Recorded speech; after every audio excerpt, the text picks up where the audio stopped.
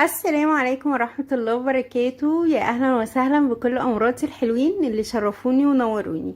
النهاردة إن شاء الله هنعمل صنف حلو مع بعض برقاقتين بس وشوية لبن. أحلى حاجة إن احنا بنقدر نبتكر من أي حاجة بسيطة موجودة عندنا في البيت حاجة حلوة. بص يا بنات، عندك بقى رقاق مكسر اشتغلي بيه لان احنا كده كده هنفتفته. عندك رقاق سليم زي ما كان عندي كده برضو اشتغلي بيه. طبعا الكمية هترجع ليكي انتي، يعني عندك رقاقتين هتقدري تعملي، عندك 4 5 هتقدري برضو تعملي. بصي يا قمر، خطوات سهلة جدا وبسيطة وان شاء الله بإذن الله النتيجة هتبهرك. هنجيب الرقاق بتاعنا هنكسره. عايزة تكسريه قطع صغيرة جدا تمام، عايزة تكبريه عادي جدا، قشطة كل شغال، اهم حاجة النتيجة في الاخر. انا كسرت كل الكمية اللي معايا، عملت الطاجن الكبير دوت و4 طواجن صغيرين. هنزل عليهم بمعلقتين كبار سمنة واخدهم على النار على البوتاجاز وهشوحهم لحد ما يدوني لون كده حلو. ما تغمقوهوش عن كده عشان ما يبانش في الطعم. قسمتهم بقى في البولات الصغيرة ديت وفي الطاجن الكبير دوت.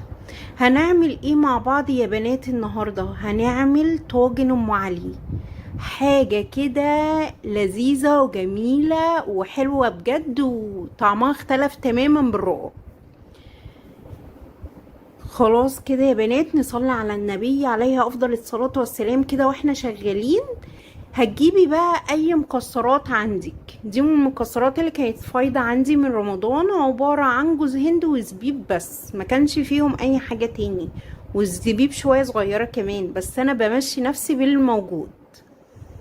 والكمية برضو بتحطي على حسب ما انتوا بتحبوا، يعني احنا بنحب جوز الهند فعادي تمام كنت بضيف كميات منه.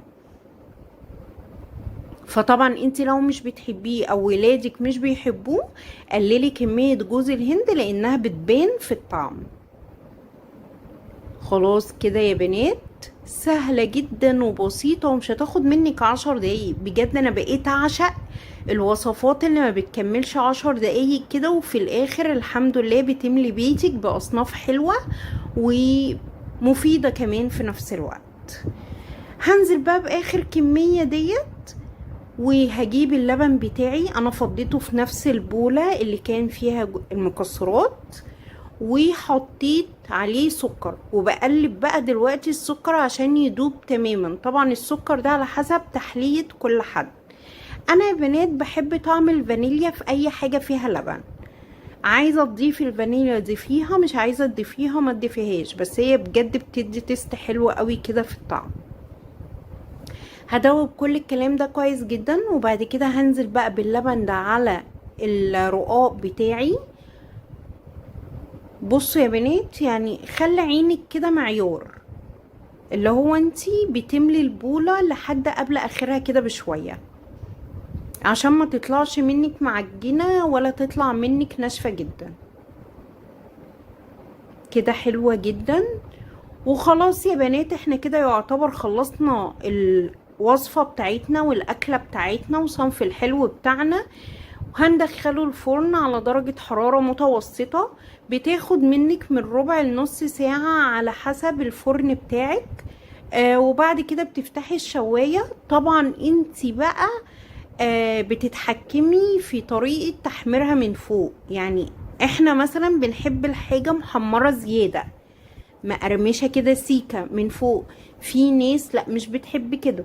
بصوا بقى يا بنات، التركية دي بتفرق جدا معاكي في الطعم. انا كان عندي علبة قشطة في الفريزر، بدأت كده اكسر منها قطع واحطها على الوش. بصوا يا بنات، يعني بجد والله العظيم حاجة كلها كانت من البيت وما شاء الله تبارك الله.